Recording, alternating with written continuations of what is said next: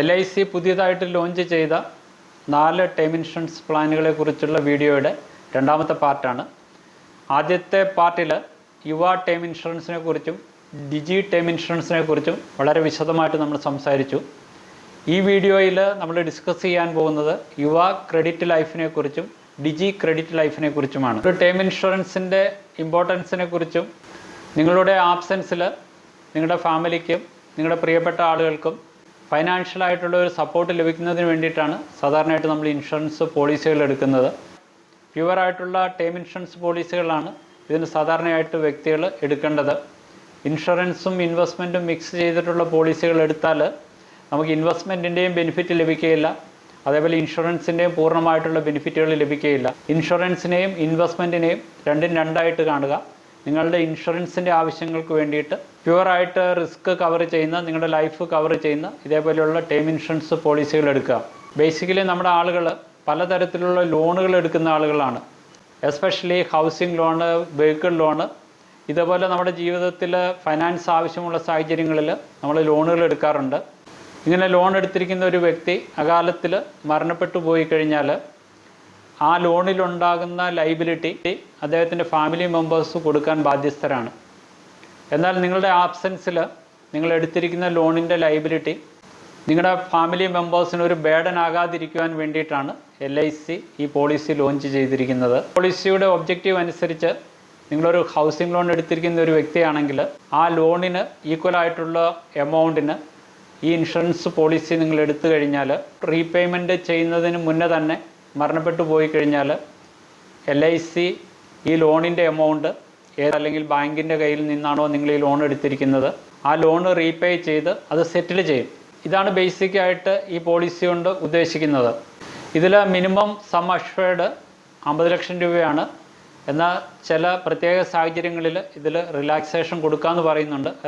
ഈ പോളിസി എടുക്കുന്നത് ലേഡീസ് ആണെങ്കിൽ പ്രീമിയം എമൗണ്ട് ഏതോ സ്പെഷ്യൽ റേറ്റിലാണെന്ന് ഈ പോളിസി ഡോക്യുമെൻറ്റിൽ പറയുന്നുണ്ട്. ടേം ഇൻഷുറൻസ് പോളിസിയും ഒരു ഇൻവെസ്റ്റ്മെൻ്റ് അല്ല എന്നുള്ള കാര്യം നിങ്ങൾ മനസ്സിലാക്കുക.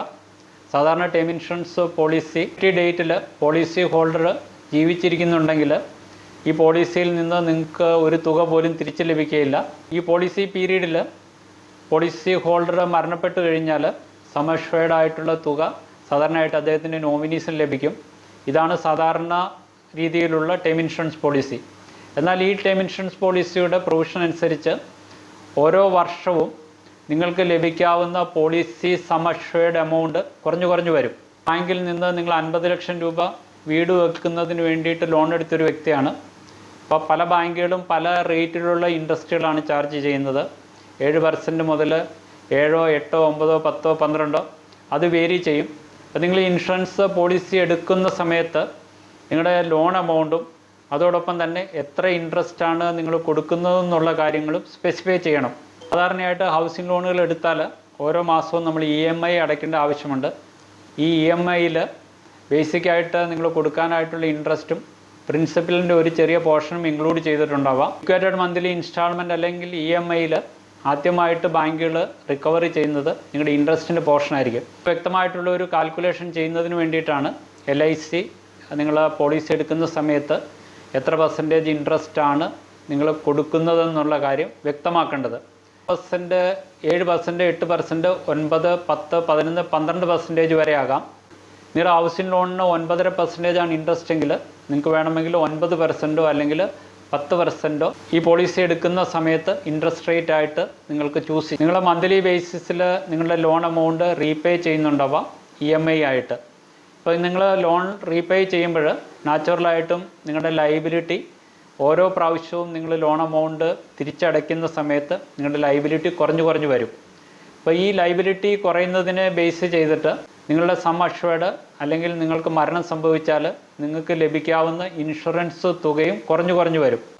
ബേസിക്കായിട്ട് ഇവിടെ ഉദ്ദേശിക്കുന്നത് നിങ്ങൾ ബാങ്കിൽ നിന്ന് എടുത്ത ലോണിൻ്റെ ഇന്നത്തെ ലൈബിലിറ്റി എത്രയാണോ ആ ലൈബിലിറ്റി ആയിരിക്കാം ഈ ഇൻഷുറൻസ് പോളിസി കവർ ചെയ്യുന്നത്. അപ്പോൾ ഓരോ വർഷവും നിങ്ങളുടെ ലോണിൻ്റെ എമൗണ്ട് റെഡ്യൂസ് ചെയ്യുന്നതനുസരിച്ച് ഈ ഇൻഷുറൻസിൽ നിന്ന് ലഭിക്കാവുന്ന തുകയും കുറഞ്ഞു വരും. ഹൗസിംഗ് ലോണിൻ്റെ ലൈബിലിറ്റി 0 ആകുന്ന സമയത്ത് നാച്ചുറലായിട്ടും ഈ ഇൻഷുറൻസ് പോളിസിയിൽ നിന്ന് നിങ്ങൾക്ക് ലഭിക്കാവുന്ന ക്ലെയിം എന്ന് പറയുന്നത് സീറോ ആയിരിക്കാം. പലപ്പോഴും പല വ്യക്തികളും ബാങ്കിൽ നിന്ന് ലോണും മറ്റും എടുത്ത് മുൻകൂറായിട്ട് ഈ ലോൺ അടച്ച് തീർക്കാറുണ്ട്. ഇപ്പോൾ 20 വർഷത്തേനോ 25 വർഷത്തേനോ എടുത്തിരിക്കുന്ന ലോൺ ആണെങ്കിൽ പലപ്പോഴും 10 വർഷം കഴിയുമ്പോൾ അദ്ദേഹത്തിന് സാമ്പത്തികമായിട്ട് അത്രയും പണം അറേഞ്ച് ചെയ്യാൻ പറ്റുമെങ്കിൽ പല സമയങ്ങളിലും അവർ ലോണ് ആ ഡേറ്റിന് മുന്നേ റീപേ ചെയ്യാറുണ്ട്. അങ്ങനെ വരുന്ന ഒരു സാഹചര്യത്തിലും ഈ ഇൻഷുറൻസ് പോളിസിയുടെ സെറ്റിൽമെൻറ്റ് അല്ലെങ്കിൽ ക്ലെയിം എങ്ങനെയാണ് വരിക എന്ന് നമുക്ക് പരിശോധിക്കാം. നിങ്ങൾ മുൻകൂറായിട്ട് ലോൺ അടച്ച് തീർത്തെങ്കിൽ നിങ്ങൾക്ക് നിങ്ങളുടെ ഇൻഷുറൻസ് പോളിസി സറണ്ടർ ചെയ്യാം. കാരണം നിങ്ങൾ ഇൻഷുറൻസ് പോളിസി എടുത്തിരിക്കുന്നതിന് ബേസിക് ആയിട്ടുള്ള ഉദ്ദേശം നിങ്ങളുടെ ആബ്സെൻസിൽ ഔട്ട്സ്റ്റാൻഡിംഗ് ആയിട്ടുള്ള ലോണ് സെറ്റിൽ ചെയ്യുക. നിങ്ങളുടെ ഫാമിലിക്ക് ആ ലൈബിലിറ്റി ട്രാൻസ്ഫർ ചെയ്യാതെ ഇൻഷുറൻസ് കമ്പനിയെ കൊണ്ട് ഈ ലോണിന് റീപേയ്മെൻറ്റ് നടത്തുക. അതാണ് ബേസിക് ആയിട്ട് നിങ്ങളുടെ ഉദ്ദേശം. നിങ്ങൾ ഈ ലോണ് മുൻകൂറായിട്ട് അടച്ച് തീർത്താൽ നിങ്ങൾക്ക് ഈ പോളിസി സറണ്ടർ ചെയ്യാം. പിന്നെ ഈ പോളിസി കണ്ടിന്യൂ ചെയ്യുന്നതിൽ കാര്യമില്ല. അൺനെസസറി ആയിട്ട് നിങ്ങൾ പ്രീമിയം കൊടുക്കേണ്ട ആവശ്യവുമില്ല. ഇതിൽ 2 തരത്തിൽ നമുക്ക് പ്രീമിയം അടയ്ക്കാം. നമുക്ക് ആനുവൽ ബേസിസിൽ പ്രീമിയം അടയ്ക്കാം, അല്ലെങ്കിൽ സിംഗിൾ പ്രീമിയം ആയിട്ടും അടയ്ക്കാം. അപ്പോൾ നിങ്ങൾ ആനുവൽ ബേസിസിലാണ് പ്രീമിയം അടയ്ക്കുന്നതെങ്കിൽ നിങ്ങൾ പോളിസി സറണ്ടർ ചെയ്ത് കഴിഞ്ഞാൽ നിങ്ങൾക്ക് ലഭിക്കുന്ന തുക എന്ന് പറയുന്നത് അൺഎക്സ്പെയർഡ് റിസ്ക് പ്രീമിയം വാല്യൂ എന്നാണ് പറയുന്നത്. സാധാരണ ഇൻഷുറൻസ് കവർ നമുക്ക് ലഭിക്കുന്നതിന് വേണ്ടിയിട്ട് നമ്മൾ മുൻകൂറായിട്ടാണ് പണം ഇൻഷുറൻസ് കമ്പനിക്ക് കൊടുക്കുന്നത്. അപ്പോൾ ഈ ഇൻഷുറൻസ് കമ്പനി റിസ്ക് കവർ ചെയ്യുന്നതിന് വേണ്ടിയിട്ട് ഇതിലൊരു പോർഷൻ ഓഫ് പ്രീമിയം യൂസ് ചെയ്തിട്ടുണ്ടാവുക. ഇതിൽ യൂസ് ചെയ്യാത്ത ഏതെങ്കിലും പ്രീമിയം ബാലൻസ് ഉണ്ടെങ്കിൽ അതാണ് അൺഎക്സ്പെയർഡ് റിസ്ക് പ്രീമിയം വാല്യൂ എന്ന് പറയുന്നത്. അത് നോർമൽ കേസിൽ വളരെ നെഗ്ലിജിബിൾ ആയിട്ടുള്ള ഒരു എമൗണ്ട് ആയിരിക്കാം, അല്ല പല അവസരങ്ങളിലും അത് സീറോയും ആയിരിക്കാം. നിങ്ങൾ ഈ ലോണ് റീപേ ചെയ്തു, എന്നാൽ ഈ പോളിസി നിങ്ങൾ സറണ്ടർ ചെയ്യുന്നില്ല, നിങ്ങൾ ഈ പോളിസി കണ്ടിന്യൂ ചെയ്യുകയാണ്. പോളിസി ഹോൾഡർ ഈ പോളിസി മെച്യൂർ ആകുന്നതിന് മുന്നേ മരണപ്പെട്ട് കഴിഞ്ഞാൽ അതിൻ്റെ നോമിനീസിന് റിസ്ക് കവർ ഷെഡ്യൂൾ കൊടുത്തിട്ടുണ്ട്. അതനുസരിച്ച് നോമിനീസിന് ചെറിയ ബെനിഫിറ്റ് ലഭിക്കുമെന്നാണ് ഈ ഡോക്യുമെൻറ്റിൽ പറയുന്നത്. ഈ പോളിസിയിൽ ചേരാനായിട്ടുള്ള മിനിമം ഏജ് 18 വയസ്സും മാക്സിമം ഏജ് 45 വയസ്സുമാണ്. മിനിമം ഏജ് അറ്റ് മെച്യൂരിറ്റി എന്ന് പറയുന്നത് 23 വയസ്സും മാക്സിമം ഏജ് അറ്റ് മെച്യൂരിറ്റി 75 വയസ്സുമാണ്. ഇനി എത്രയൊക്കെയാണ് പ്രീമിയം നമുക്ക് കൊടുക്കേണ്ടതെന്ന് നോക്കാം. 25 വയസ്സുള്ള നോൺ സ്മോക്കർ ആയിട്ടുള്ള ഒരു മെയില് 25 വർഷത്തെ കാലാവധിയുള്ള ഒരു പോളിസി 50 ലക്ഷം രൂപ സം അഷ്വേർഡ്. അതോടൊപ്പം തന്നെ അദ്ദേഹം സെലക്ട് ചെയ്തിരിക്കുന്ന ഇൻട്രസ്റ്റ് റേറ്റ് 8% ആണെങ്കിൽ എത്രയൊക്കെ പ്രീമിയമാണ് കൊടുക്കേണ്ടതെന്ന് നമുക്ക് നോക്കാം. 20 വയസ്സുള്ള ഒരു വ്യക്തിയാണെങ്കിൽ 40,900 രൂപ സിംഗിൾ പ്രീമിയവും ആനുവൽ പ്രീമിയം ആണെങ്കിൽ 4,850 രൂപയും കൊടുക്കണം. 30 വയസ്സുള്ള ഒരു വ്യക്തിയാണെങ്കിൽ സിംഗിൾ പ്രീമിയം 53,550 രൂപയും ആനുവൽ പ്രീമിയം 6,200 രൂപയും കൊടുക്കണം. 20 വയസ്സുള്ള ഒരു വ്യക്തിയാണെങ്കിൽ സിംഗിൾ പ്രീമിയമായിട്ട് 40,900വും പ്രീമിയം പേയിങ് ടേം 5 വർഷത്തേനാണെങ്കിൽ 10,100 രൂപയും 10 വർഷത്തേനാണെങ്കിൽ 6,100 രൂപയും 15 വർഷത്തേനാണെങ്കിൽ 4,850 രൂപയുമാണ് പ്രീമിയം കൊടുക്കേണ്ടത്. 30 വയസ്സുള്ള ഒരു വ്യക്തിയാണെങ്കിൽ ഇത് യഥാക്രമം 53,550, 13,150, 7,900, 6,200. 40 വയസ്സുള്ള ഒരു വ്യക്തിയാണെങ്കിൽ സിംഗിൾ പ്രീമിയം 1,03,450 രൂപ കൊടുക്കണം.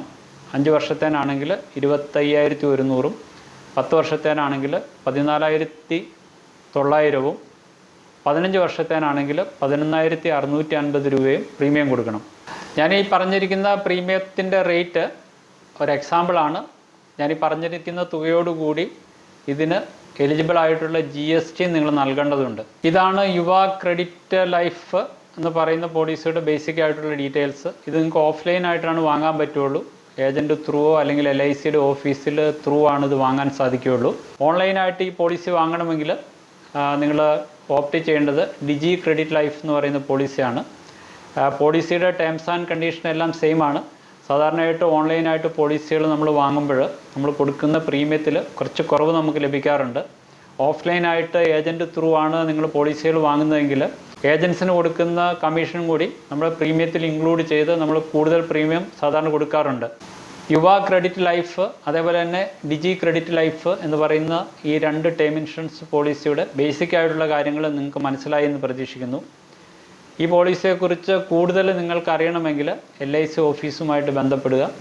അല്ല എങ്കിൽ LICയുടെ വെബ്സൈറ്റ് വിസിറ്റ് ചെയ്താലും ഈ പോളിസിയെക്കുറിച്ച് കൂടുതൽ ഡീറ്റെയിൽസ് അവിടെ അവൈലബിൾ ആണ്. ഇതേപോലെ ഉപകാരപ്രദമായിട്ടുള്ള വീഡിയോകൾ യഥാസമയം നിങ്ങൾക്ക് എത്തണമെങ്കിൽ ഈ യൂട്യൂബ് ചാനൽ സബ്സ്ക്രൈബ് ചെയ്യുക. ഇതേപോലെ യൂസ്ഫുള്ളും ഇൻഫോർമേറ്റീവുമായിട്ടുള്ള മറ്റൊരു വീഡിയോയുമായിട്ട് മറ്റൊരവസരത്തിൽ കാണുന്നവരെ നന്ദി, നമസ്കാരം.